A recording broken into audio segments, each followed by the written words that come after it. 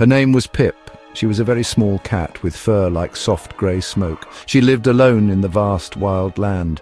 Each day was a search for food and a watch for danger. The tall grasses were her home, the rustling leaves her only companions. She missed the warmth of a mother's side, a gentle purr to soothe her fears. The world was big and she was so very small. She tried to be brave, but her heart often felt heavy with loneliness and the constant need to be alert. The sun would warm her, but the nights were cold and filled with strange sounds that made her tremble.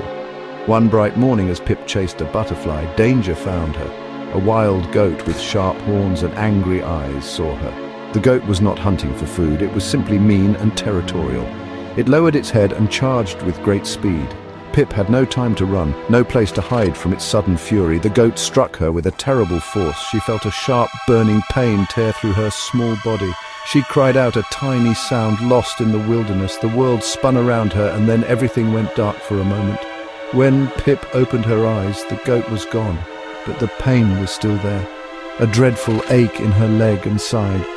She tried to stand, but her leg would not hold her. It was twisted at a strange angle, and a dark stain was spreading on her soft fur. She was all alone, hurt and very frightened. The sun, which had felt so warm before, now seemed distant and uncaring. Every rustle in the grass made her flinch. She whimpered softly, a sad sound in the quiet of the wild. She felt so helpless, so utterly abandoned to her fate. The wilderness, once her playground, now felt like a terrible prison. She lay small and broken on the earth, her body trembling with pain and fear. She thought of her short life, the small joys and the constant gnawing hunger. Now this new agony was too much to bear. She closed her eyes, imagining a safe, warm place, but only the harsh reality of her situation remained. The sounds of unseen creatures moved around her. She was sure her end was near, a tiny, forgotten life fading away under the vast, indifferent sky. The sounds of the struggle, Pip's cry and the goat's angry snorts had travelled far. They reached the ears of 3 young lions. They were brothers, strong and curious, exploring their domain.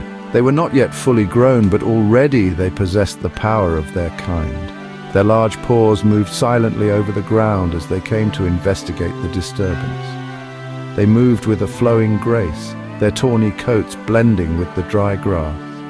Their golden eyes scanned the area, alert and watchful, missing nothing in their path. They were the true kings of this place.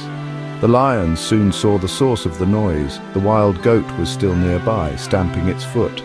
Then they saw Pip, a tiny, crumpled heap on the ground.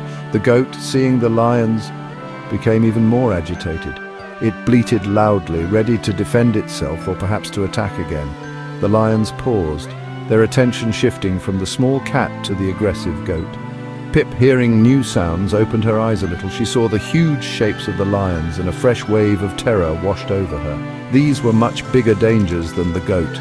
With a sudden mighty roar, the largest of the young lions lunged forward.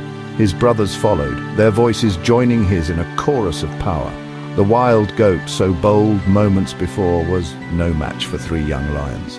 It turned and fled, its hooves pounding the earth as it disappeared into the distance. The lions did not chase it far. Their purpose was achieved. The immediate threat was gone. Pip watched, frozen with fear. She was sure they would turn on her next. She was small and injured, an easy prey for such magnificent hunters. The 3 young lions then turned their gaze upon Pip. They approached her slowly, their massive heads lowered. Pip squeezed her eyes shut, bracing for the inevitable. She could hear their soft footsteps, feel the warmth of their bodies as they came closer. One of them let out a soft, rumbling sound, not a roar, but something gentler. It was a sound she had never heard before. She waited for the sharp teeth, the crushing paws, but nothing happened. The air was still, except for her own rapid heartbeat and the quiet breathing of the great beasts around her. One of the lions, the one who had roared first, came very close. He sniffed at Pip gently. His breath was warm on her fur. Pip trembled, but she did not feel any aggression from him. He nudged her softly with his great nose as if trying to understand what was wrong. It was a surprisingly gentle touch for such a powerful creature. His brothers watched, their expressions curious rather than menacing. They seemed to be waiting, observing their leader's interaction with the tiny, injured cat. Pip dared to open one eye, then the other, astonished by their calm demeanor. The lions seemed to understand that Pip was hurt, and afraid. Instead of harming her, they lay down around her. They formed a protective circle, their large bodies shielding her from the wind and from any other dangers that might lurk. Pip was confused. These were hunters, killers of other animals, yet they were being so gentle with her. She could feel the warmth from their bodies, a comforting presence she had not known since she was a tiny kitten with her mother. Their quiet breathing was a steady rhythm in the vast silence of the wilderness. Over the next few days, a strange routine began. The lions would go off to hunt, but one would often stay near Pip, or they would return quickly. They brought back pieces of their kills. They would carefully tear off small, tender morsels of meat and place them near Pip. At first, she was too scared and too hurt to eat, but hunger gnawed at her, and the lions waited patiently.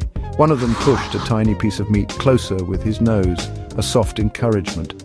Slowly, hesitantly, Pip began to eat, gaining a little strength with each bite. The lions watched over her as she slowly healed. Her broken leg began to mend, the deep ache lessening day by day.